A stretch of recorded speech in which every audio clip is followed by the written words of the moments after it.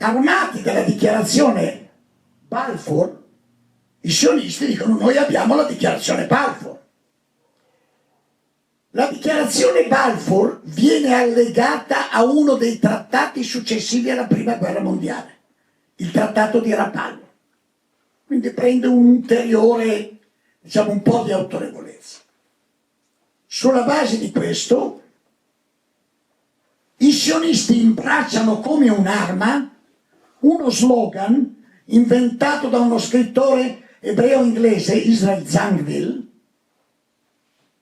e lo slogan è questo: una terra senza popolo per un popolo senza terra. In quella terra c'erano 1,5 milioni di arabi palestinesi, ma i sionisti non li vedono. Perché? Andiamo un po' indietro, 1884, a Berlino si svolge una conferenza in cui i paesi colonialisti si trovano per decidere cosa ti prendi tu, cosa mi prendo io. Ma la cosa peggiore che fanno è stabilire un principio terrificante. Il principio è: ci sono sul pianeta Terra delle terre nullius, terre che non appartengono a nessuno, per cui possono essere prese. Ma le terre nullius non erano terre in cui non c'era nessuno, ma in cui c'erano popolazioni considerate selvaggi. Eccola lì. Allora non c'era bisogno di chiedere ai palestinesi. Naturalmente gli ebrei raccoglievano fondi nel mondo e compravano le terre. La gente le vendeva anche perché nessuno si immaginava che sarebbe nato uno Stato. E se io ho dei soldi, vado in Brasile e voglio comprare una fazenda con un grande territorio, me la danno, però dubito che mi ci facciano fare uno Stato. Allora, scusate, spengo il telefono che non l'ho ancora fatto, domando il cartone.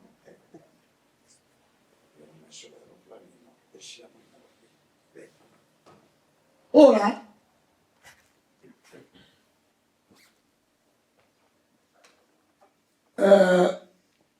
quindi i sionisti sono rivolti non alla gente che c'era in quella terra, ma al colonialista inglese.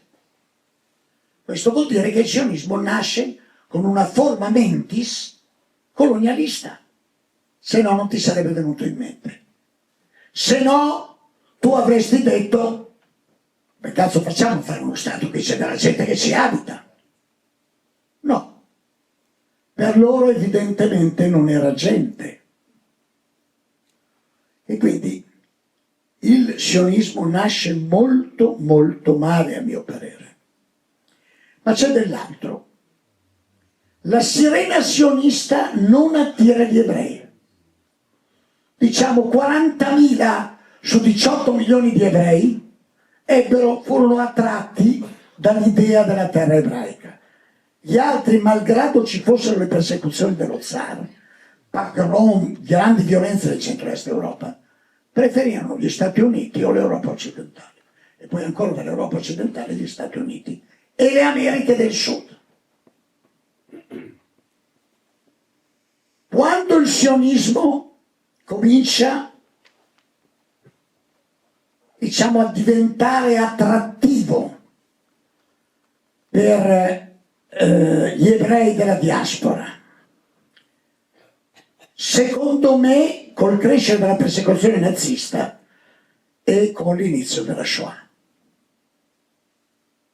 Tuttavia, quando lo Stato verrà dichiarato, ci saranno nella Palestina mandataria 650.000 ebrei.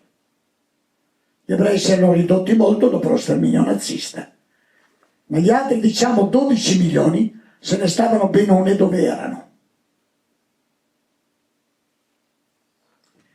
Allora, da lì comincia l'attività sionista per cercare di portare gli ebrei lì, perché questo è l'obiettivo sionista: portare tutti gli ebrei nella terra dello Stato di Israele. Io ho sempre pensato che in questa attitudine ci fosse come dire, un sotterraneo antisemitismo. Perché gli ebrei devono andare lì? Perché un ebreo non può stare dove diavolo gli piace a lui. Faccio un salto, Bibi, quando ci fu l'attentato al Bataclan in Francia, vi ricordate quel locale francese che subì l'attentato terroristico, e simultaneamente ci fu un attentato a un supermercato ebraico che vendeva cibo adatto alla dietetica ebraica, arrivò Bibi Netanyahu e disse: non siete più sicuri qui agli ebrei francesi, venite in Israele. Il rabbino capo di Francia si è incazzato come un bufalo, naturalmente, perché gli ebrei in Francia stanno molto bene e sono collocati come gli altri cittadini in qualsiasi tipo di strato, soprattutto strati abbastanza, essendo cittadini da tempo. Io scrissi un articolo dicendo: cosa vuole fare Netanyahu? Finire il lavoro di Hitler? Niente ebrei in Europa. Allora i sionisti hanno cominciato a lavorare in questa direzione. Allora, lo Stato di Israele è nato nel 1947 grazie prevalentemente a Stalin, perché Stalin appoggiò i sionisti fino alla fine del 1948, mandando armi pesanti e leggere, dando sostegno politico, diplomatico e soprattutto il primo voto all'ONU sì allo Stato di Israele fu il voto di Stalin e poi degli altri paesi dell'area sovietica. Senza Stalin credo che sarebbe stato impossibile. In quel momento gli americani avevano posizioni miste. Gli inglesi si astennero, perché gli inglesi hanno giocato sporco. Da un lato hanno fatto la dichiarazione Balfour, poi lasciato venire un po' di ebrei, poi per i loro interessi, avendo alleati arabi, hanno bloccato, ne hanno fatte di tutti i colori. Naturalmente questo casino è nato grazie ai colonialisti, perché questo fa il colonialismo: seminare morte, creare presupposti per guerre, sempre. Va bene, ora lo shock della Shoah, ovviamente c'erano degli ebrei che erano usciti dai lager e non sapevano dove andare proprio, nessuno se li voleva riprendere. E quindi ci fu un po' di attrattiva che formò quel primo gruppo. E poi c'è la guerra del 56. Faccio un salto. Nel 56 noi assistiamo all'ultima guerra classica colonialista. Abdel Gamal Nasser, rais dell'Egitto, decide lecitamente di nazionalizzare il canale di Suez. Nella sua terra. Si scatena una guerra in stampo classico colonialista. E chi sono i due che aggrediscono l'Egitto? Gli inglesi e i francesi. E i sionisti cosa fanno? Si aggregano. Perché Ben Gurion, secondo me, ha deciso di stare dalla parte dei vincitori, nel salotto dei vincitori. Gli ebrei sono stati per 2000 anni paria, i sionisti vogliono entrare nel salotto dei vincitori. Entra in crisi, già prima era entrato in crisi, il rapporto con l'Unione Sovietica. I paesi arabi, vedendo che i sionisti stanno con i peggiori colonialisti, e allora nasce un'ostilità. Del resto i palestinesi non avevano accettato la risoluzione 181, che doveva essere sottoposta a delle verifiche, a dei referendum, questo non lo dice nessuno. E quindi cominciano a nascere quel clima di conflitto. Fino al 67, quando nasce il legame organico di Israele, dei sionisti, con gli Stati Uniti d'America. Da quel momento in avanti Israele diventa la portaerei degli Stati Uniti d'America e i sionisti sono sempre più influenti nella politica americana. Mi ricordava Paolo Mocchi che un ministro degli esteri israeliani, Abba Eban, per dare forza al sionismo, andò in tutte le legazioni diplomatiche israeliane dicendo: chiunque attacchi lo Stato di Israele accusatelo di antisemitismo. E questa è diventata la tecnica di propaganda e menzognera dei sionisti fino a oggi. Allora, adesso cerco di fare un salto.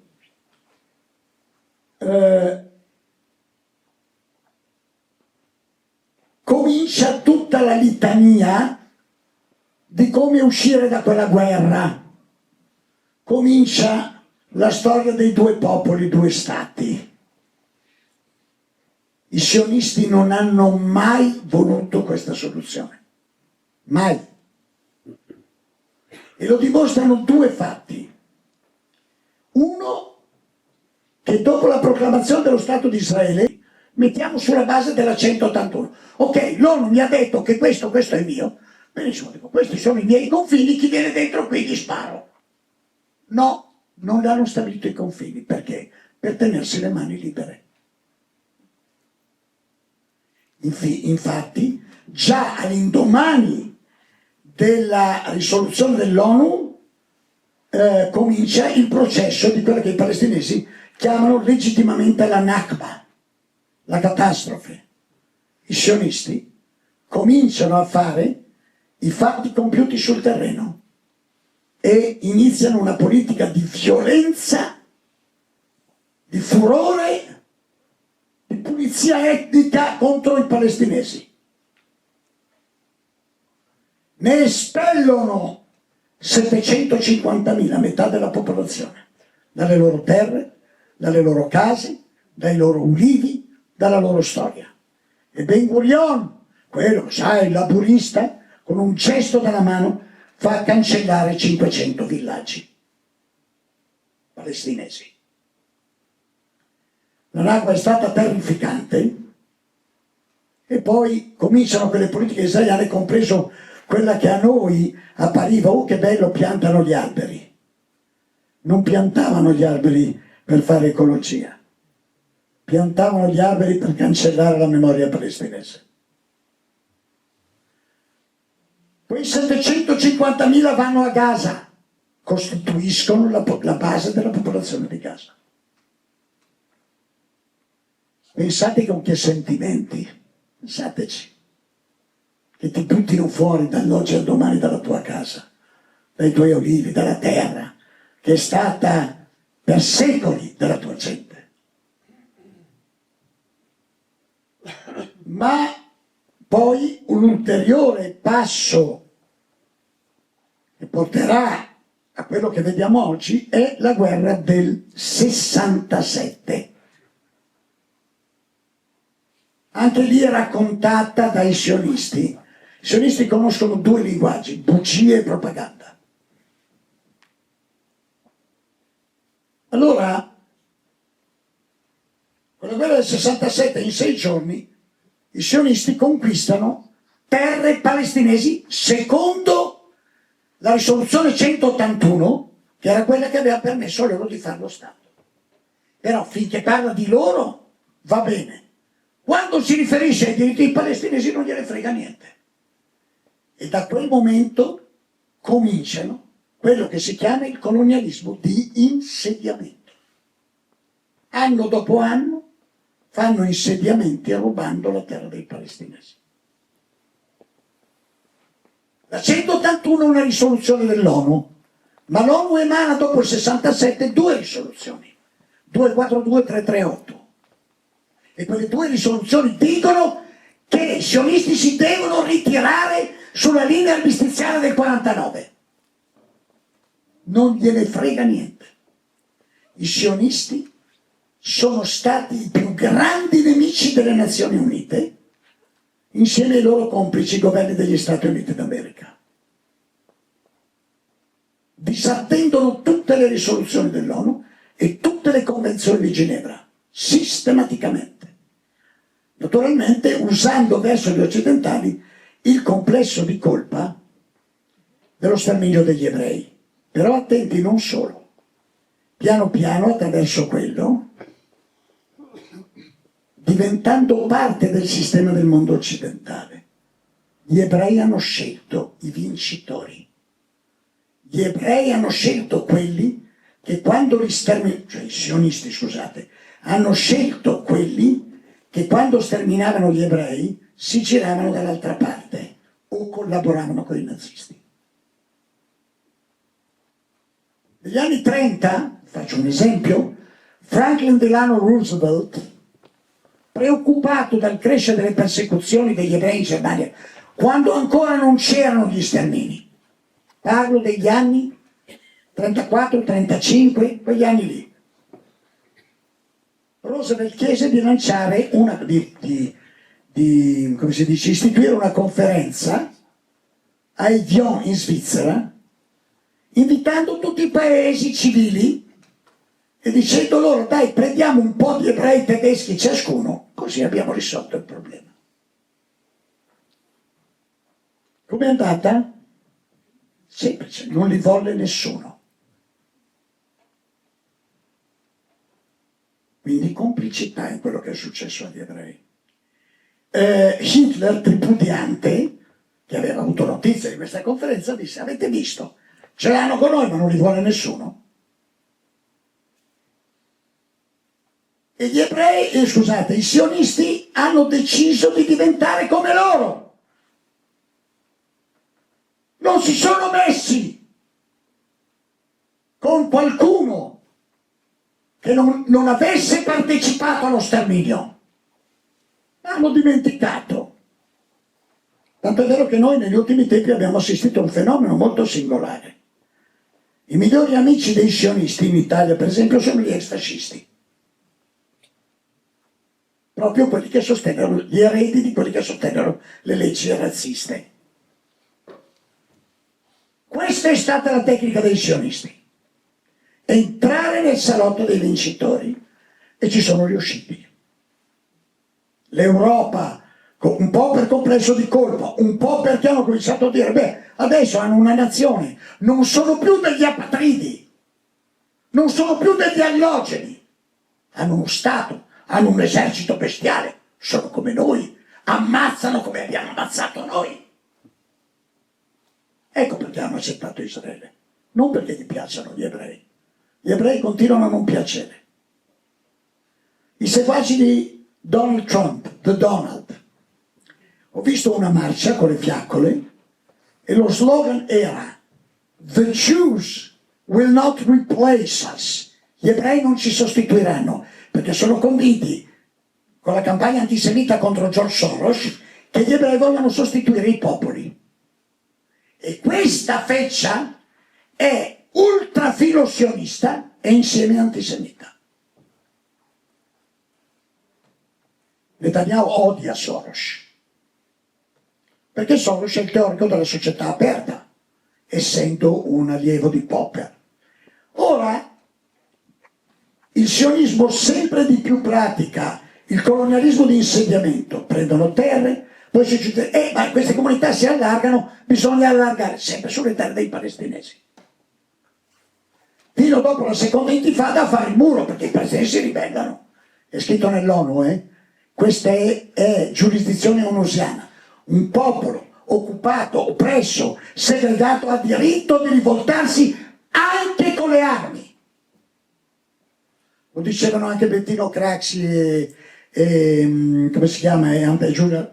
Andreotti. Andreotti disse: se fossi nato in un campo profughi come Gaza sarei diventato un terrorista anch'io. Allora, ma i sionisti se ne fregano, perché gli americani garantiscono loro l'impunità. Qualsiasi cosa facciano, non ci sono provvedimenti.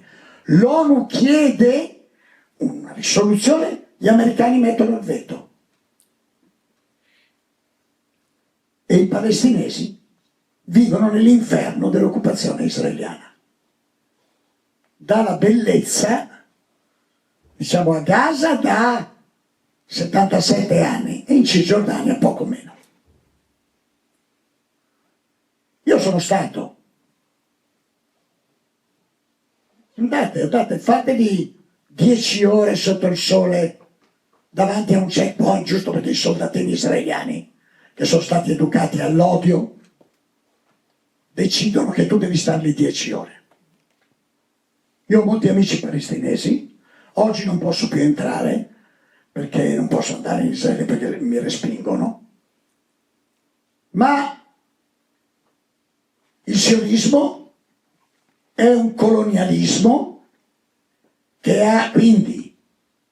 è suprematista, cioè noi siamo meglio di quegli altri, né più né meno come il Sudafrica. Apartheid. Poi una parte dei palestinesi sono rimasti dentro lo Stato di Israele, hanno un passaporto israeliano, il caso la conoscete, la giornalista Rura Shebreal, è araba, passaporto israeliano, però sono cittadini di serie B, C, D, F, Z. E quindi lo Stato sionista, io lo chiamo così, non uso neanche più la parola Israele, men che meno ebraico. Lo Stato sionista è stato uno Stato razzista di apartheid, ha seminato violenza, assassini, arbitri, devastazioni contro il popolo palestinese. Veniamo a noi. 7 ottobre 2023. Ora tenete conto che una delle specialità dei sionisti sono le armi ipertecnologiche. I territori occupati sono ipercontrollati, sensori, ogni tipo di cosa, sono proprio top della tecnologia militare. Allora parte questa ribellione, Habasia non lo so, entrano con i deltaplatan e muoiono 1200 cittadini israeliani. Subito la propaganda sionista comincia a dire: hanno violentato le donne, hanno messo nei forni i bambini. Falso! Non lo dice Monio Vadia, l'hanno detto alla fine le autorità israeliane. Il nuovo olocausto. Tutto falso. Tutto falso.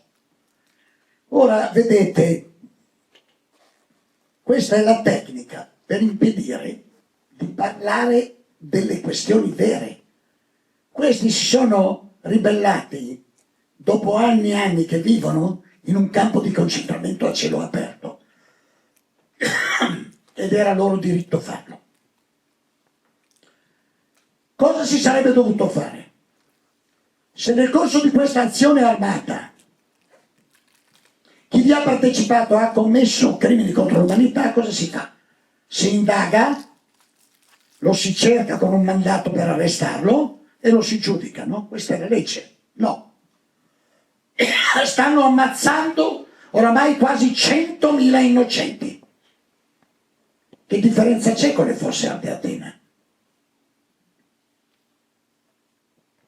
Se io dico che si comportano come i nazisti, apriti cielo, Monio Vadia è un ebreo antisemita. Perché?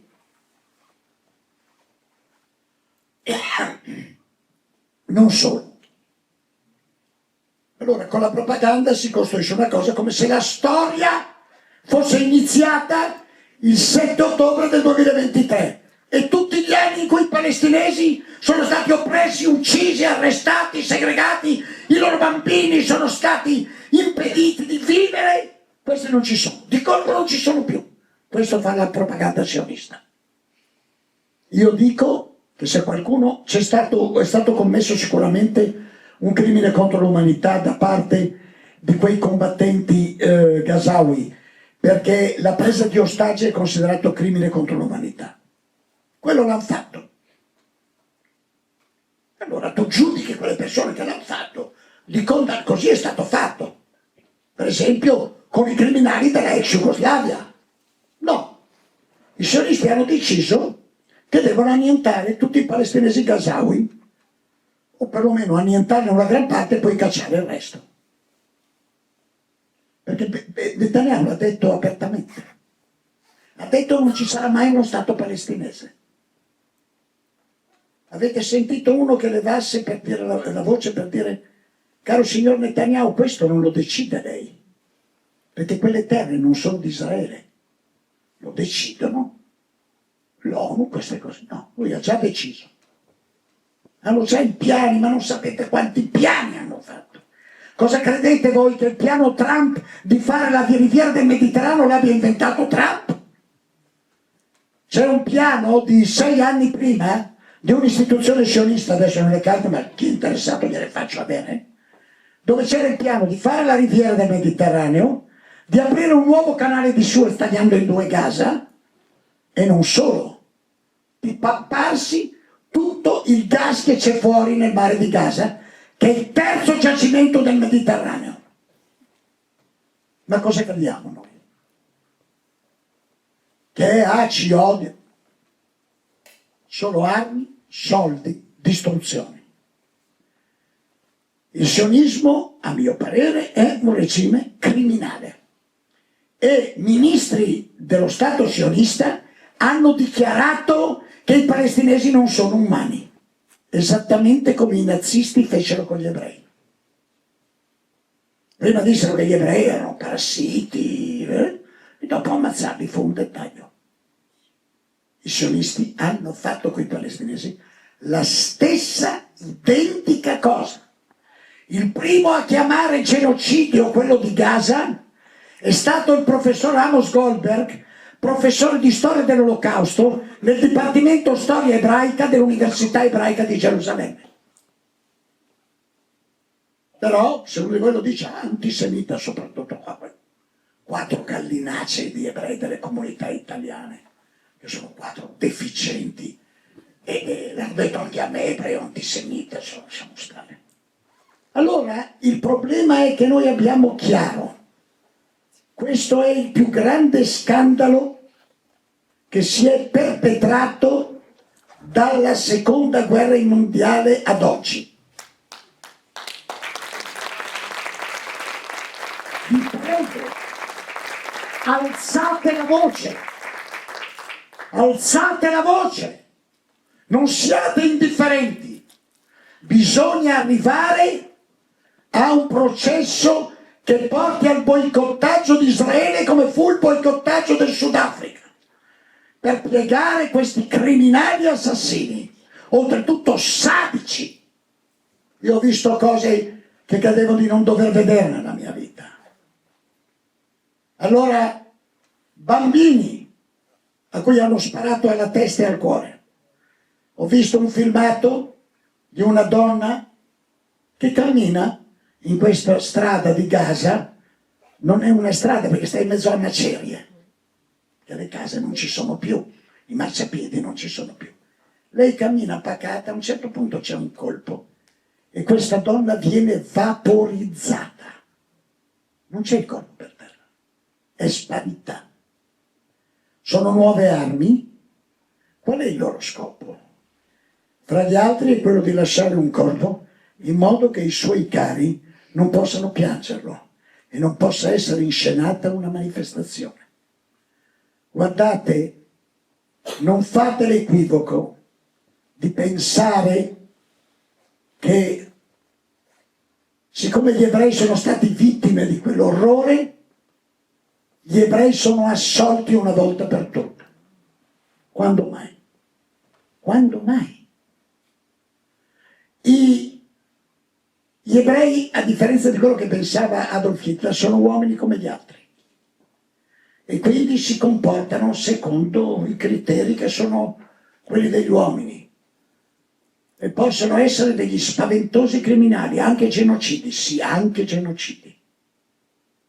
Nessun uomo è alieno da questo, nessuna popolazione umana è aliena da questo, a meno che non abbia coltivato in sé il principio più sacro della storia dell'umanità, l'uguaglianza di tutti gli esseri umani. Invece, ministri dello Stato sionista hanno detto che i palestinesi sono animali sono feccia, uguali a quello che fecero i nazisti con gli ebrei. Allora noi abbiamo un dovere come occidentali, perché noi siamo molto colpevoli e responsabili. Oggi il nostro Presidente del Consiglio, signora Giorgia Meloni, ha rinnovato l'accordo militare con Israele.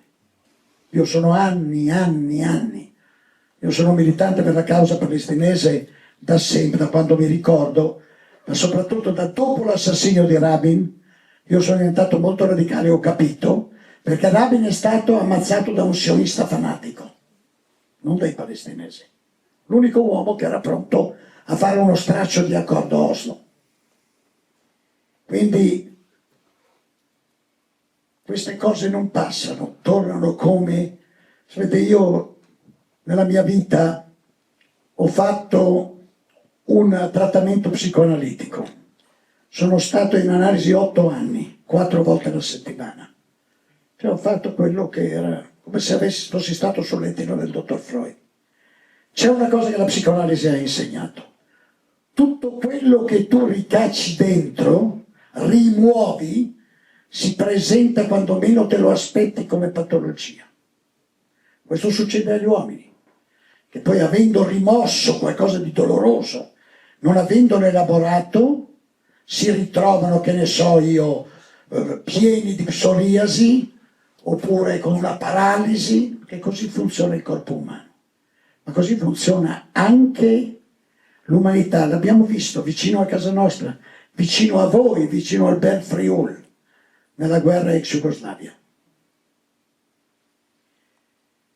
Sono successe cose terrificanti nella seconda guerra mondiale, però in Jugoslavia c'era questa grandissima personalità, Tito, che mise il coperchio sopra. Basta adesso serbi, croati, ma siamo tutti jugoslavi. Però non ha fatto i conti, non ha elaborato il lutto. Solo 40 anni dopo neanche si è alzato il coperchio e c'è stata la guerra della ex Jugoslavia con cose atroci e terribili. Perché c'è un modo per uscire da questo. Il grande Nelson Mandela ce lo ha insegnato. Si chiama verità e riconciliazione. Prima si fa verità, si dicono le cose, i carnefici a testa bassa ascoltano le accuse delle vittime, ne prendono carico, li riconoscono e si comincia un processo di riconciliazione. Il processo di riconciliazione fra palestinesi e israeliani avverrà solo quando gli israeliani chiederanno la testa davanti ai palestinesi e diranno: abbiamo avuto qualcosa di terrificante, siamo stati spaventosi, voi avete diritto di odiarci, noi siamo qui per riconoscervelo, nulla aiuta la pace più di questo. Fate la prova quando vi capita una lite fra moglie e marito, fra fidanzato e fidanzata, il primo che dice: senti, guarda, volevo dirtelo, sai, quella volta lì mi sono comportato veramente male. Piano piano la tensione si scioglie, perché almeno la vittima deve essere riconosciuta per i suoi patimenti. Altrimenti dentro di lui la sofferenza può maturare in modo tale da provocargli un cortocircuito che diventi crimine. Noi siamo molto malfatti, noi esseri umani. Siamo fragili, delicati, contraddittori. Abbiamo bisogno di grande saggezza. A me chiedono spesso: come credi che finirà? La mia opinione è che finirà con la fine dello Stato di Israele. Io sono convinto che Israele, tra qualche tempo, non vi so dire quando, perché è molto difficile prevedere i tempi, ma non reggerà quello che ha fatto.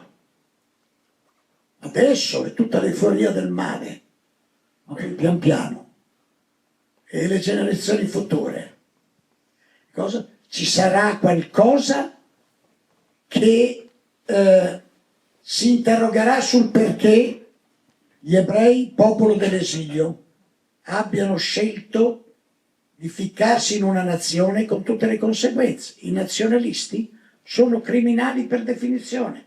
A noi in Europa ci ha regalato 2 guerre mondiali, prima e seconda. E se andavamo avanti così con la storia dell'Ucraina ci regalavano anche la terza. Noi sapete, noi dormiamo su un letto di armi atomiche, tutti. Quanti di voi sanno di dovere la loro esistenza in vita oggi a un tenente colonnello sovietico? Lo sapevate? Il tenente colonnello Petrov. Lui vide sul display dei computer, era di guardia quella sera, non era il suo compito, dei missili intercontinentali statunitensi che arrivavano e attaccavano l'Unione Sovietica. Come era un uomo intelligente, ragionò e capì che non poteva essere un attacco nucleare perché i missili erano troppo pochi per un attacco nucleare. Capì che ci doveva essere stato un errore nelle macchine e non telefonò al Cremlino. E infatti erano stati dei riverberi solari sulle batterie, non so di che cosa, che avevano dato l'illusione di questo attacco. Petrov prese la decisione sulla base della sua grande intelligenza e ci ha salvati tutti dalla catastrofe nucleare. C'è una via Petrov in questa città? A Milano? A Roma? No. Allora ecco, noi dobbiamo avere coraggio. Il coraggio più importante è quello di rischiare la pace.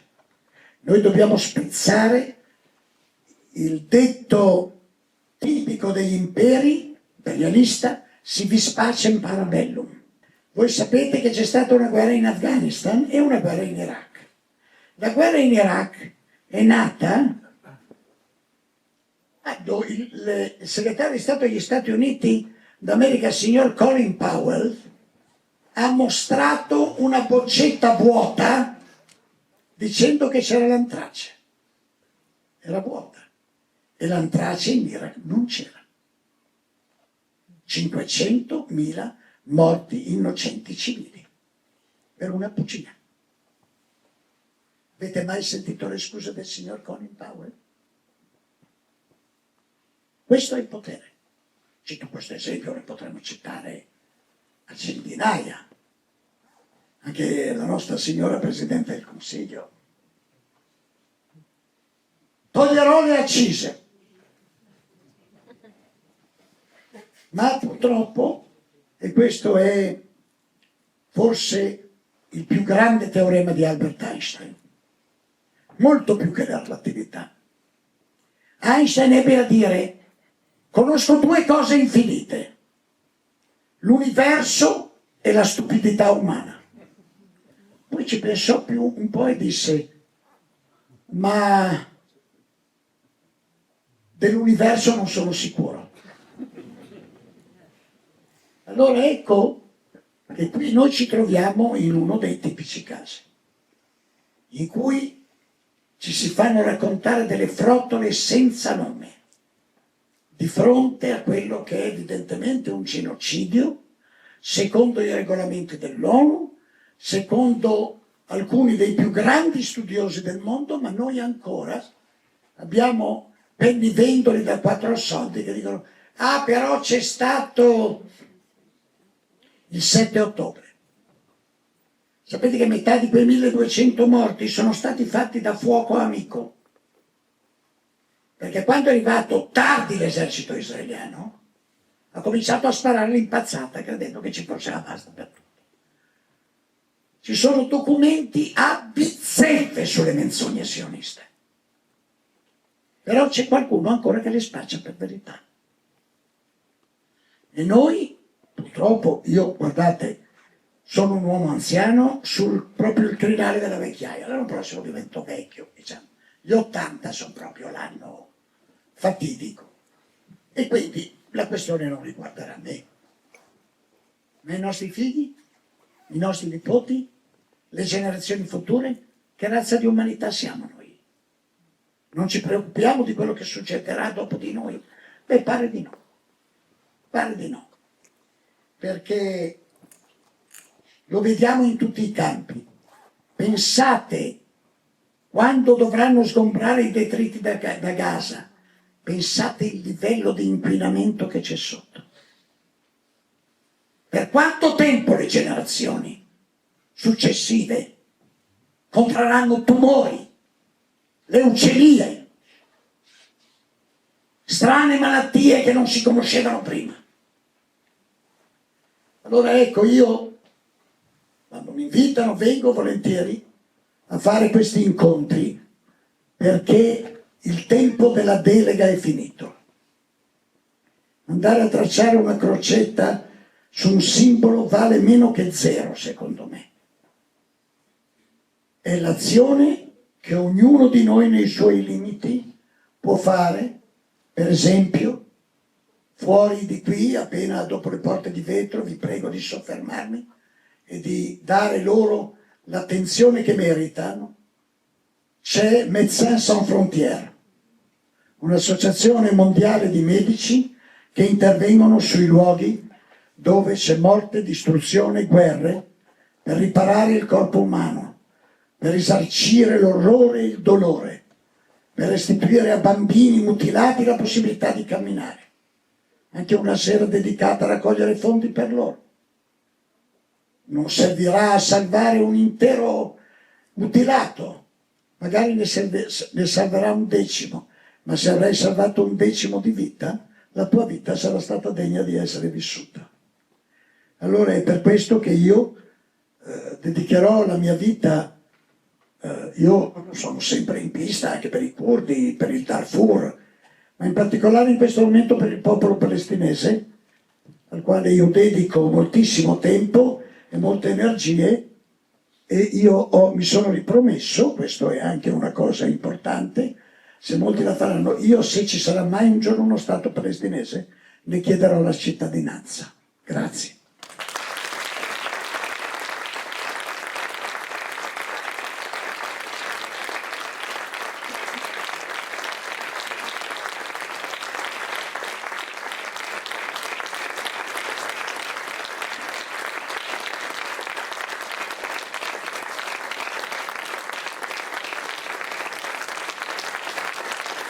Grazie per la vostra generosità,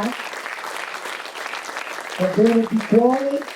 Vi voglio raccontarvi una storiella per farvi capire chi è il sionista. Però è una storiella. Allora c'è un giovanotto ebreo che ha ammazzato suo padre e sua madre. È stato colto in flagranza di reato. Comunque, processo, e difesa, accusa, a un certo punto arriva il momento di pronunciare la sentenza e il giudice pronuncia la sentenza capitale, il massimo della pena. E poi dice al giovanotto: lei ha qualcosa da dire a sua difesa? Sì, vostro onore, ce l'ho. Voi non potete darmi il massimo della pena, perché io ce l'ho diritto alle attenuanti. Il giudice dice: ma guarda, davvero?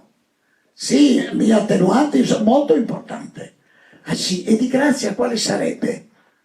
Signor giudice, sono un povero orfano.